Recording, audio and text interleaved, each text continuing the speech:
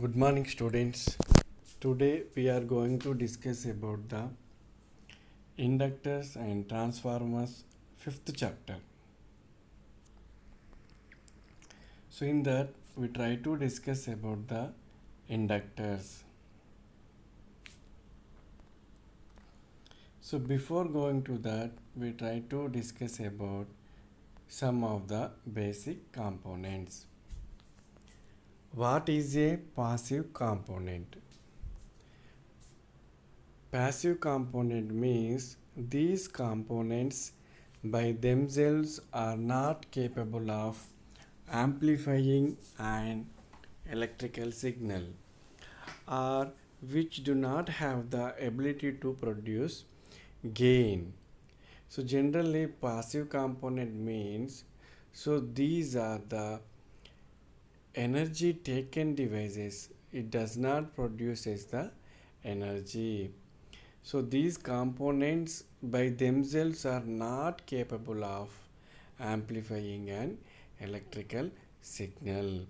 Simply we can say that whenever we apply the electrical energy to these devices utilizes the energy, but they do not develop itself the new energy. So next we try to discuss about this one. What are the examples of passive components? Generally, the main basic passive components are resistors, capacitors, inductor. You know that resistor is a device which can opposes the flow of electrons. That opposition is called as the resistance. So using this opposition we can design the different types of resistor. We already discussed about the resistors in the previous class. So resistors are divided into fixed resistors, variable resistors, and so on. Next passive component is the capacitor. Capacitor is the device which can store the electrical energy in the form of electrostatic energy or electrostatic field. So you already know that capacitor having the two plates with dielectric material. Whenever we apply the energy, it will store the energy on the two plates by using the dielectric material. Here also we having the different types of components, that is a fixed capacitor and variable capacitor. The next one is the inductors. So inductor, now we are going to discuss about this third passive elements, that is the inductor. So inductor is the very important device in the electrical circuits. So now in detail we are going to discuss about the inductor. So what is the inductor? And see that what is the inductor? Inductor, it is one of the passive component. Already you know that it is the passive component. It is nothing but a coil wound on a core or former of some suitable material. It can be used to store electromagnetic energy. It is denoted by the letter L. Its units are Henry, H. The indication is the H. You already know that inductor is nothing but a conductor wire that can be wounded in the form of the coil. So that conductor is called as the coil. So it is nothing but a coil wounded on a core or former of suitable material. So in order to wound that, we use some core material or former material to wound the coil. So this makes the inductor more effective than the without the core. So generally inductor can use to used to store the electromagnetic energy. Why we are using the inductor means it is used to store the electromagnetic energy. So the symbol of the letter of the inductor is indicated by L. Its units are Henry. So now we try to see the symbol. The symbol is nothing but a wounded coil is called a inductor.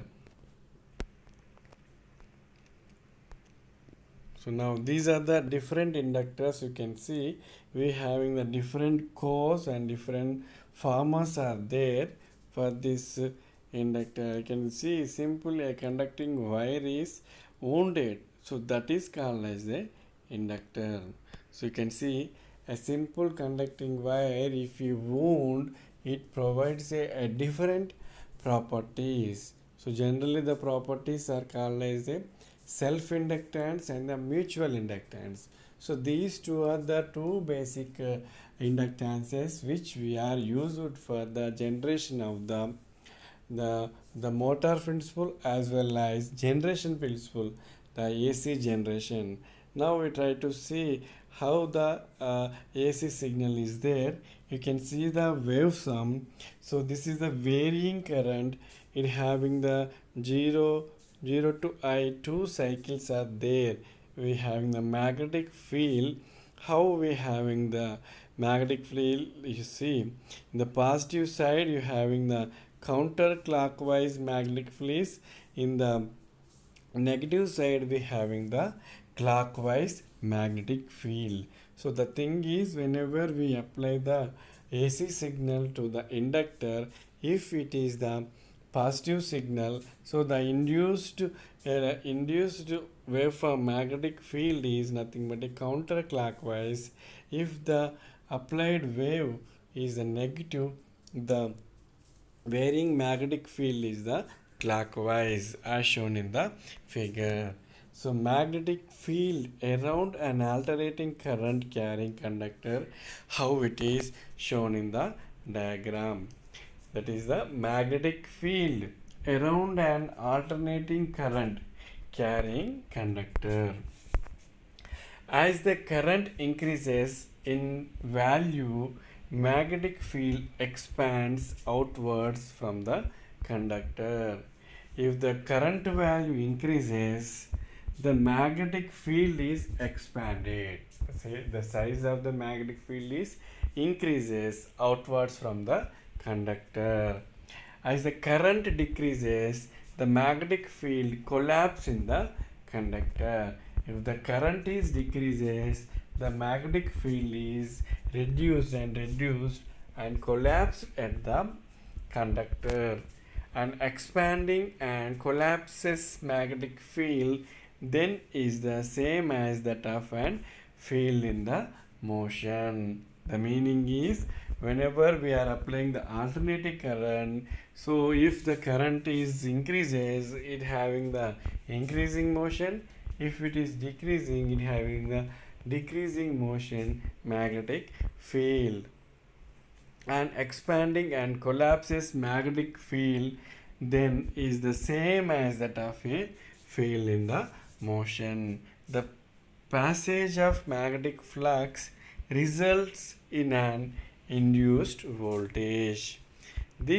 Whenever this magnetic flux results in a induced voltage, if it is passing through any conducting wire, it produces the voltage. So that is the property of the inductor. So generally inductor having the two type of inductance are there, self-inductance and mutual inductance. So what self-inductance says that because of by itself, by nature of its own, that is called as self-inductance. Second one is the mutual inductance. Mutual inductance means because of one coil, other coil having the some sort of inductance, inductive effective, that is called as a mutual inductance. So now we see the self-inductance. So self-inductance, it is the ability of a conductor to induced voltage in itself when the current changes.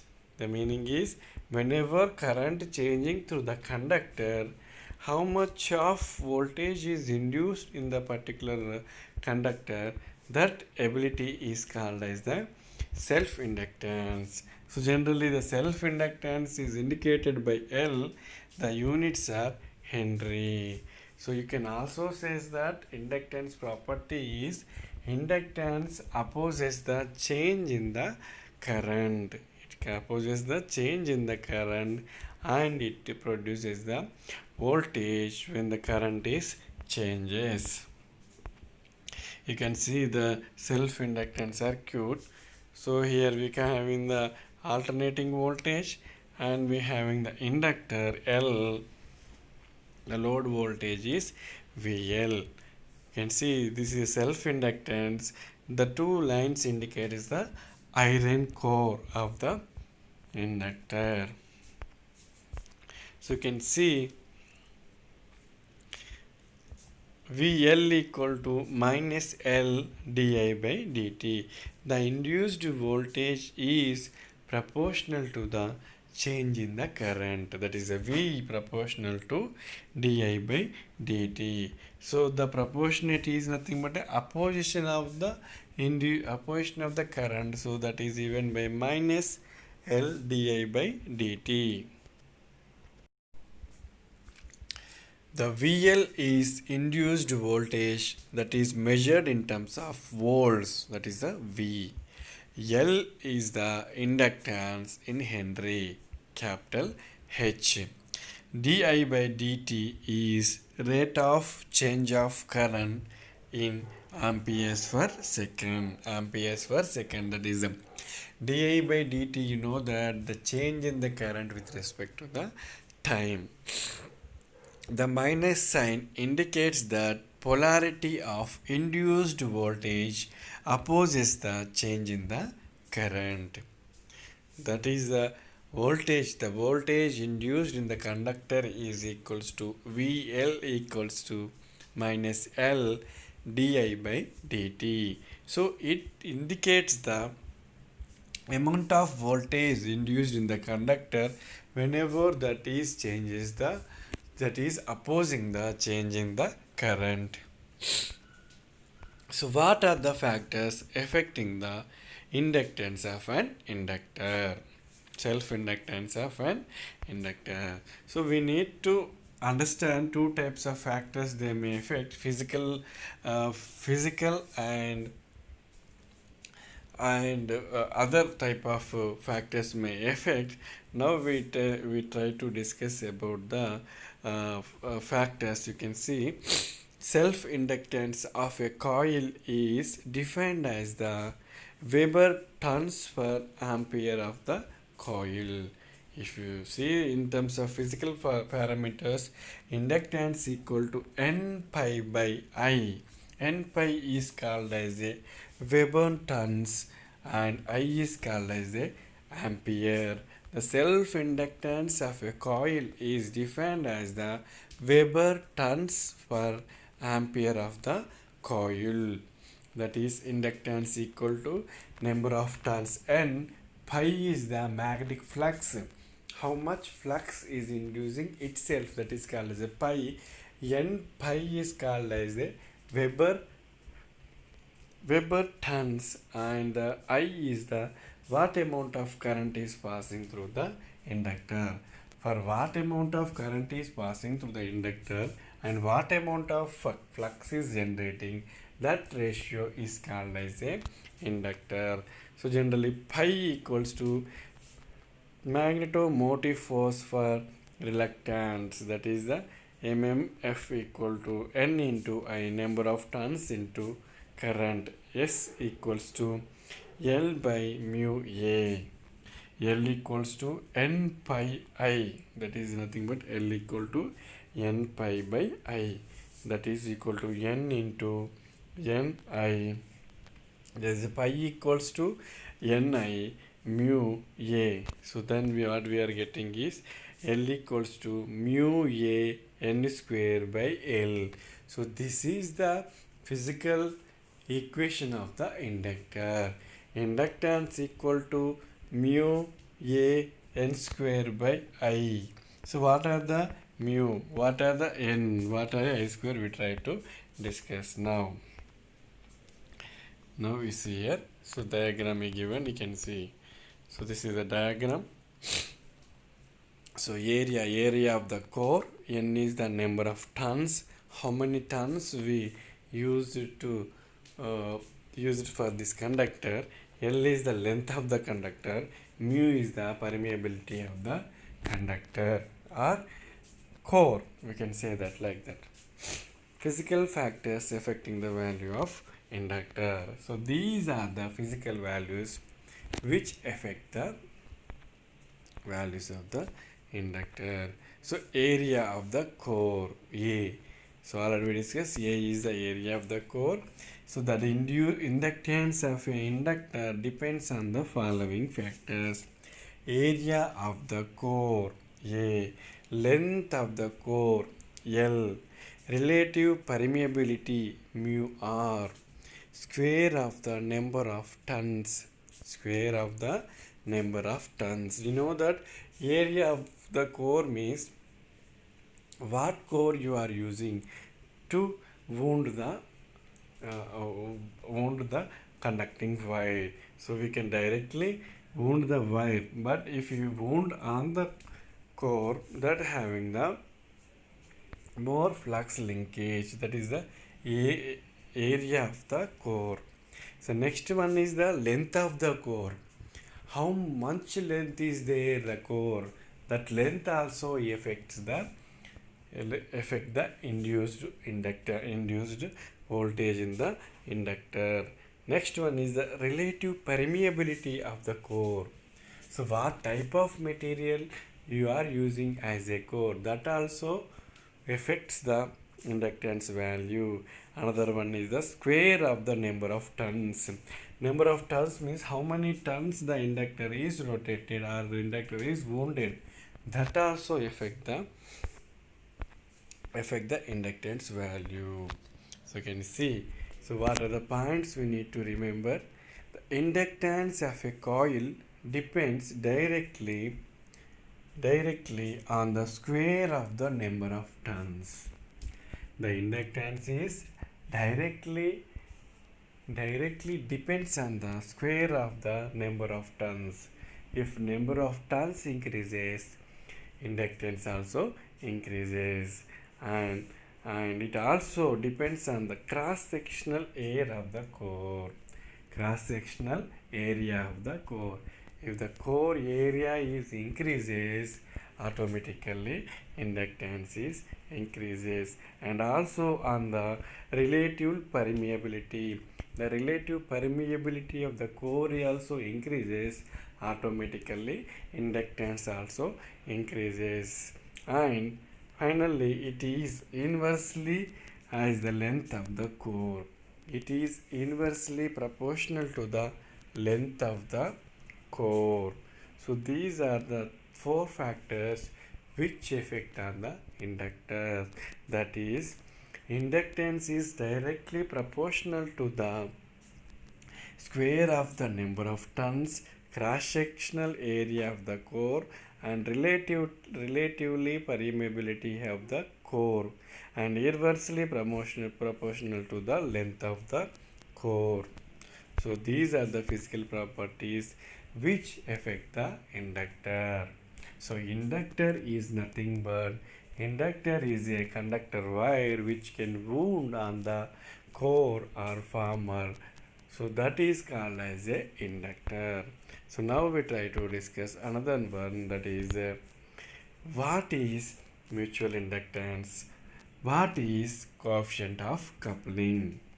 So we try to discuss what is mutual inductance, what is coefficient of coupling. So now we already discussed about the self-inductance and also factors affecting the self-inductance. Until we discussed about the self-inductance and the factors affecting the self-inductance, these physical factors we discussed.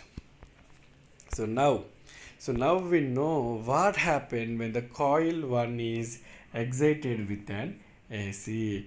The mutual inductance, you know that mutual inductance means because of one coil in other coil the voltage is induces.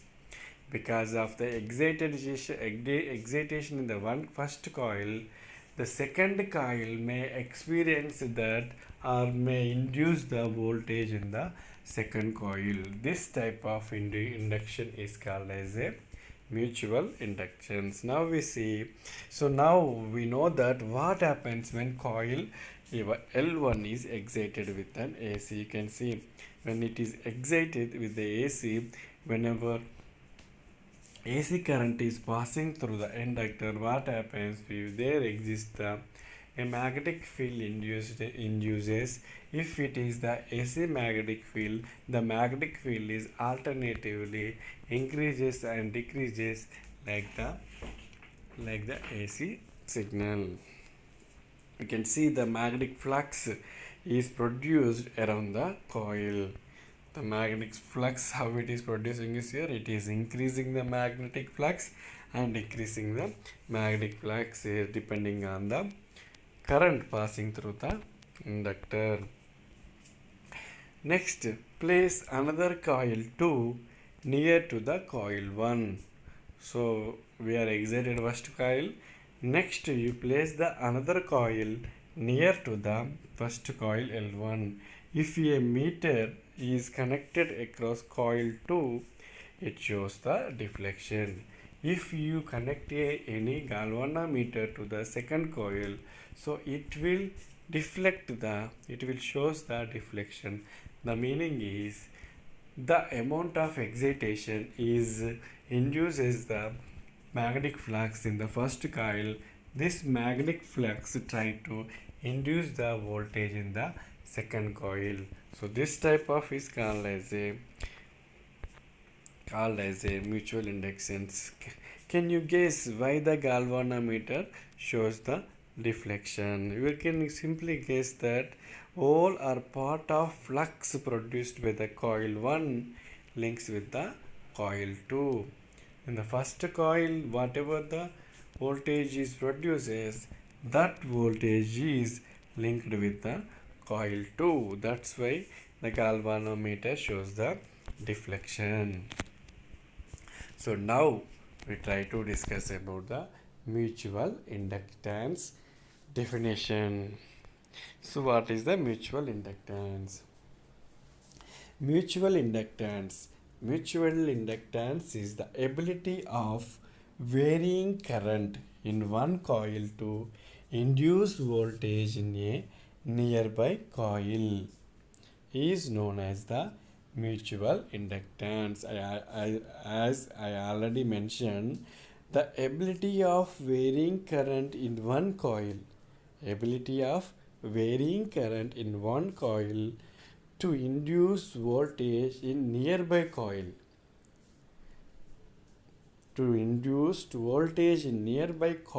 Is known as mutual conductance. Simply, in the first coil current changes, it induces the voltage in the second coil.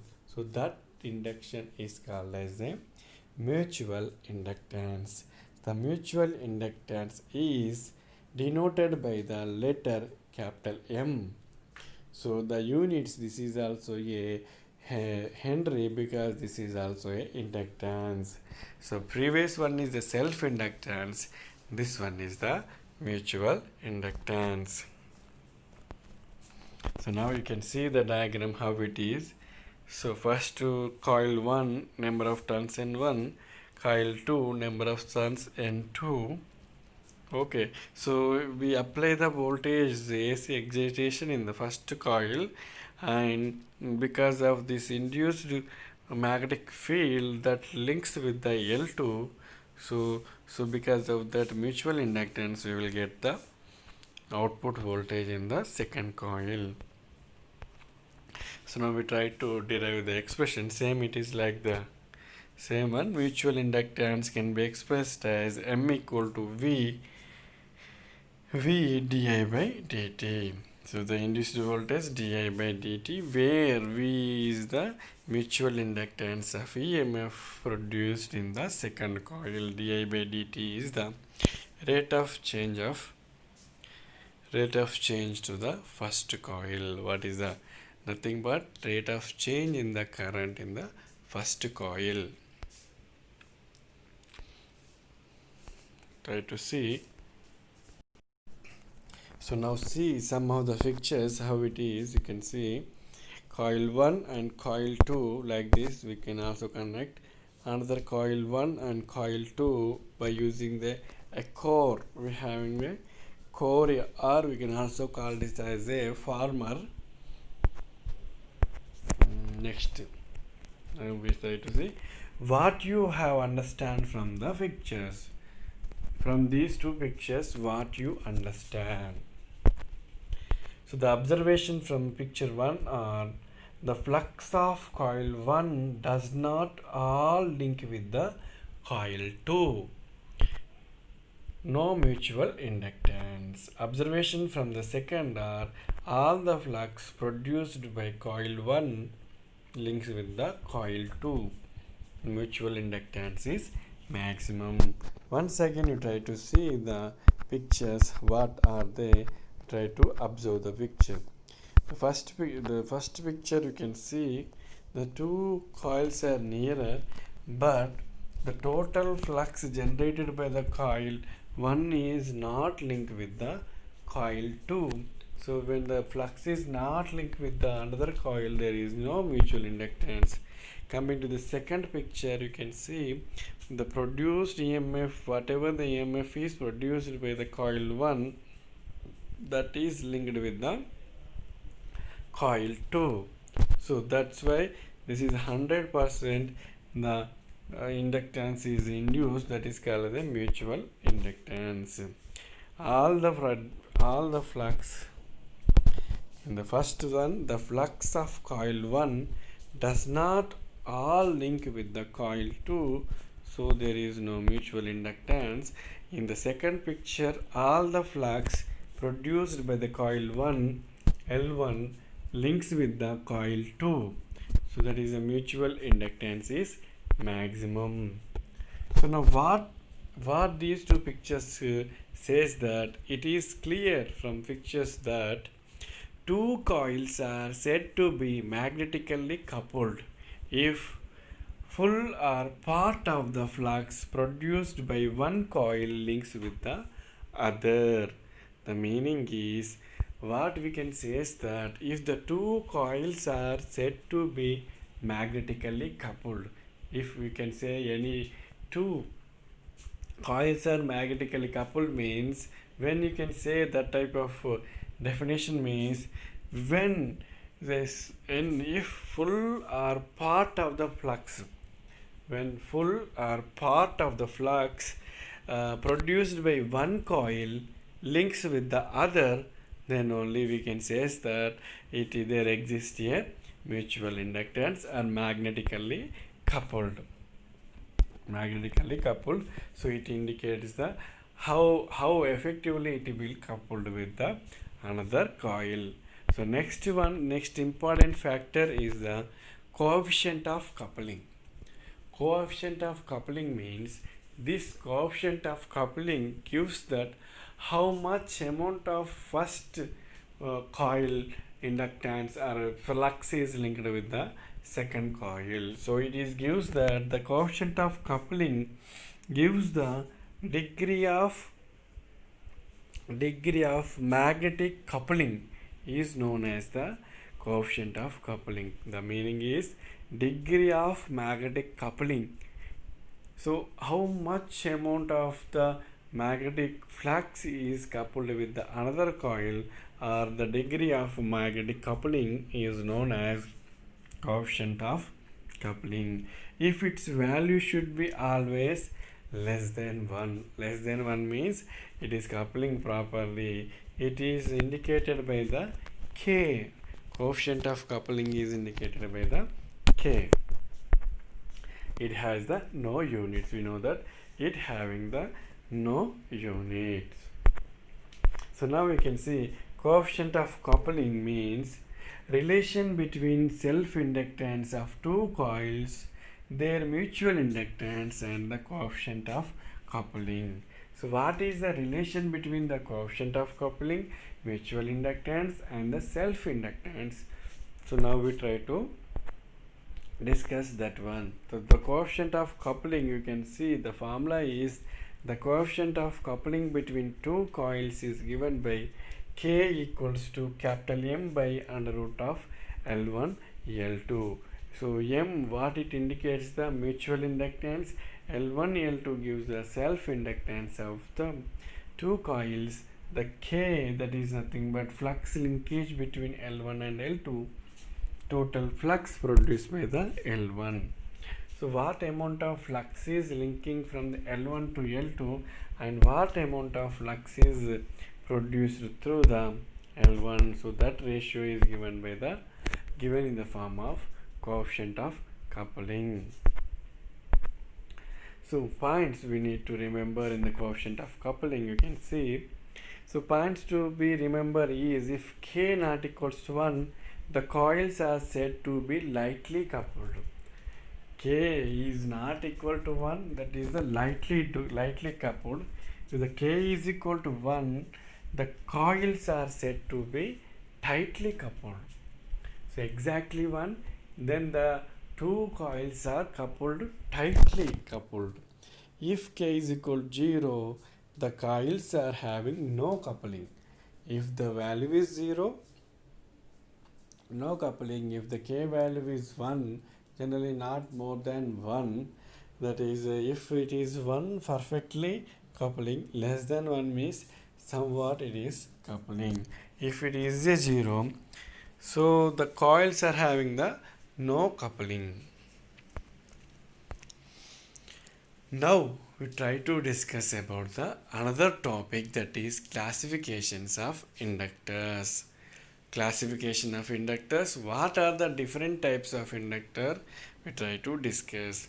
So now we see our first classification on the basis of core material which we are using.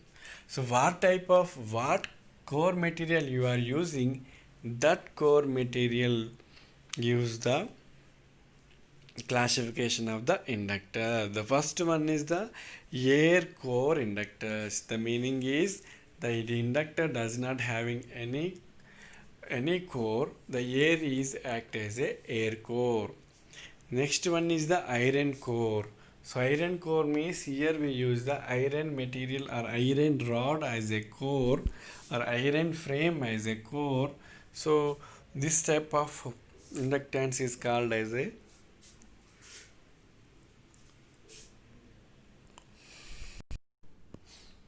that type of inductor is called as a iron core inductor.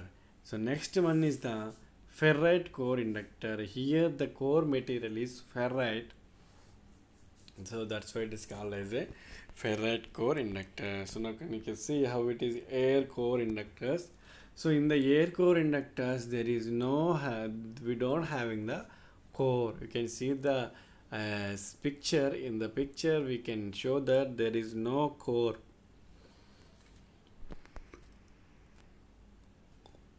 Next one is here iron core conductor. We can having the iron core is there. On the iron core we having the inducting wiring is there, that is called the iron core inductors.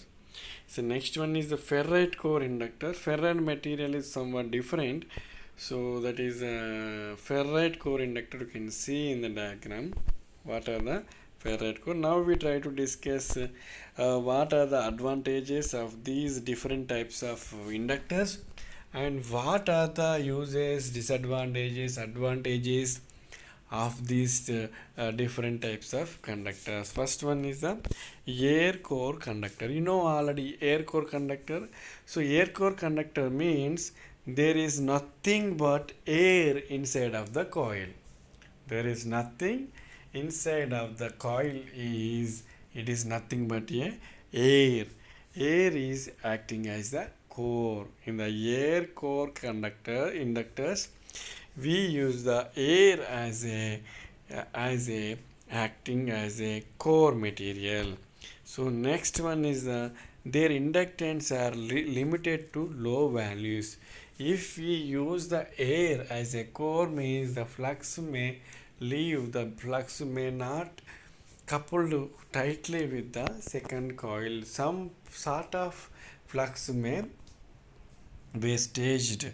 So that's why their inductance are limited to low values. Low values we use this type of air core inductors.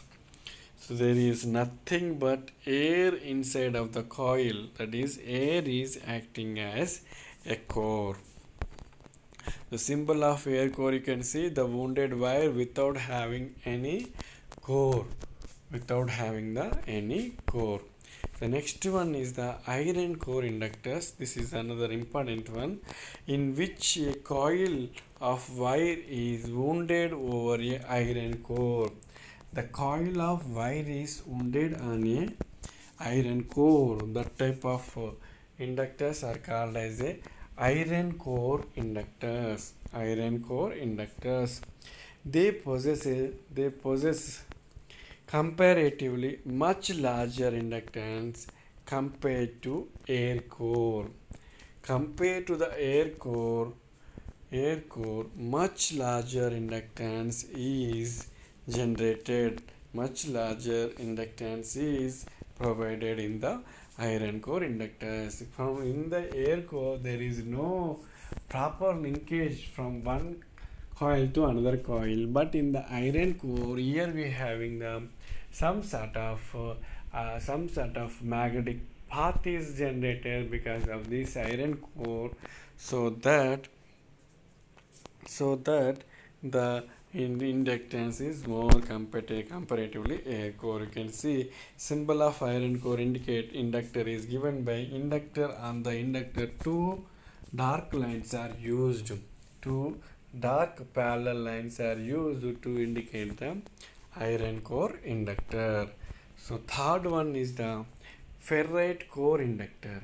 Third one is the ferrite core inductor.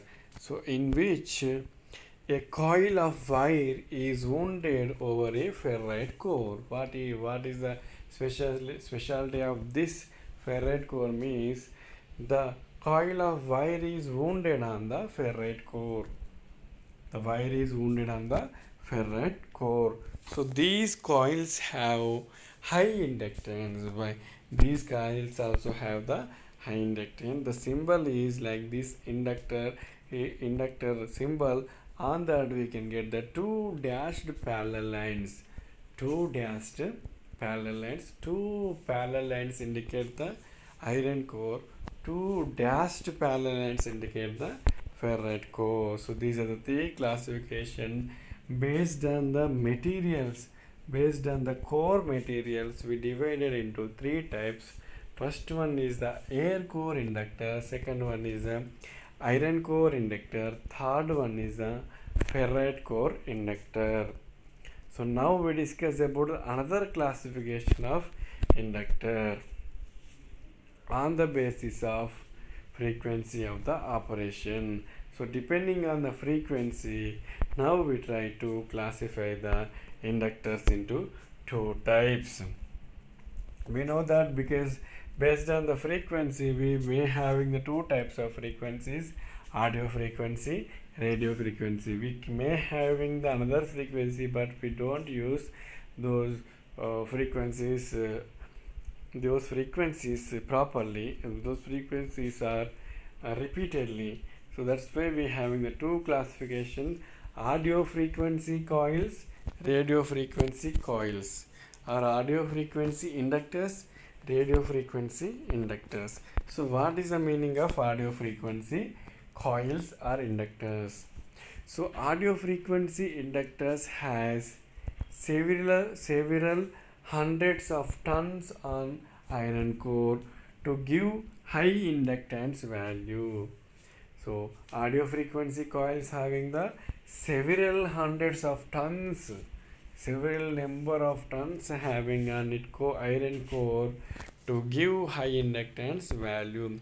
Radio frequency coils These coils have smaller inductance than radio frequency coils. Radio frequency has frequency coils having the less amount of inductance compared to the radio frequency coils. Another classification of inductance are Another classification of inductors on the basis of winding are single layer coils and the multi-layer coils. Single layer, multi-layer. So single layer means in which single wire is wounded over a core. Simply only one wire is wounded on the core, that is called as a single layer coil. Multi-layer coil means in which two or more wires are wounded over a core. Two or more wires are wounded over a core is called as a multi-layer coils. So another classification is classification of inductors based on the operation, on the basis of the operation.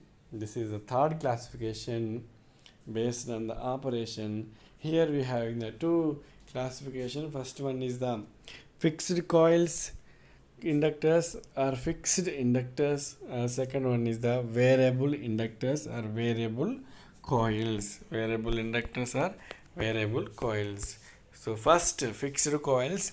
The fixed coils, it offers a fixed inductance, just like the fixed resistor and fixed capacitor. The inductor also provides the fixed inductance values. There is no method of alter the inductance. There is no method of altering the inductance. So these are the three main classification which we are going to discuss in the last discussions. That is the based on the core material, based on the core material, or based on the core material. First classification. Second one is the based on the frequency operation. Second one. Third one is the based on the third one is the based on the operation. We having the another classification. So this is about the inductor classification. So now next we try to discuss about another one, that is the inductor specifications and the total inductance when they are connected in series. So now we try to discuss about the 2 points, that is what are the main specifications of the inductor. So what is the meaning of specification? Specification means whenever you want to buy a component, or in general whenever you want to buy any device, we need to have some sort of requirements and some sort of things are there. That type of things is called as a specification. The manufacturer, whenever he manufacturing a component, he gives the total details about that manufacturing device in a data sheets. By using data sheets, we can find whether the component is damaged or not. So now we try to discuss about these inductor specification and the total inductance when they are connected in the series. So the main specifications of inductors are, now we try to see the main specifications of inductors are inductance value, type of winding, insulation resistance, power rating, temperature coefficient, core material. So these are the main 6 specifications are there for the inductor. Inductance value. So what is the inductance value? So we need to know the whenever we are using the component, so what is the value of that particular inductor. Second one is the type of winding. What type of winding we are using, that is also a number one specification. So that's why, so type of winding. The next one is the insulation resistance. And next one is the power rating, temperature coefficient, core material. So these are the some of the specifications of the inductor. Next one is the another one. Do you know why the inductors are connected in series or parallel? Why the inductors are connected in series or parallel? So why we are using the series and parallel? Inductors may be connected in series or parallel in order to increase or decrease the total inductance depending on requirement. The meaning is sometimes they may increase the inductance value, sometimes they may decrease the inductance value. Why the inductors are important means inductors may be connected in series or parallel in order to increase or decrease the total inductance depending on the requirement. In series combination of inductors, the rate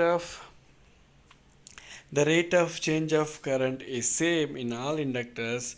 The total induced EMF is equal to the sum of the individual EMF. Now you see, so let us see series combination of the inductor with mutual inductance M. So L1, L2, two inductors, E1, E2 are two different voltages. is the supplied voltage. So L1 is a self-inductance of coil 1, L2 is a self-inductance of coil 2, I is the current flowing through the coil. The total inductance of the series combination Ls. So now then the self-inductance you need to find the E1 equal to minus L di by dt. Say self-induced EMF in coil 2 is self-induced EMF in coil 2 is C2 equals to minus L2 di by dt.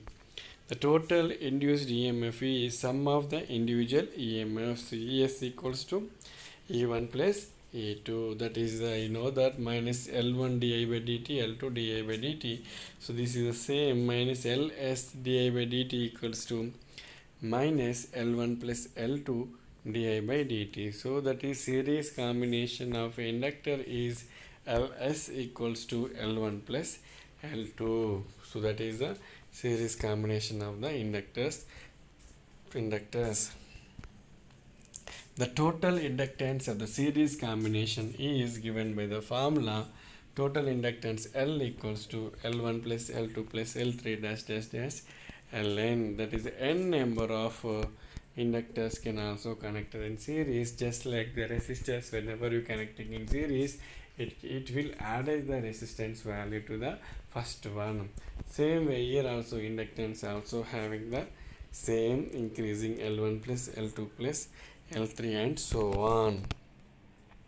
So in the next class we try to discuss about the problems on this self-inductance, classification of the inductors and so on. So in the next class we try to discuss about all these things. Thank you.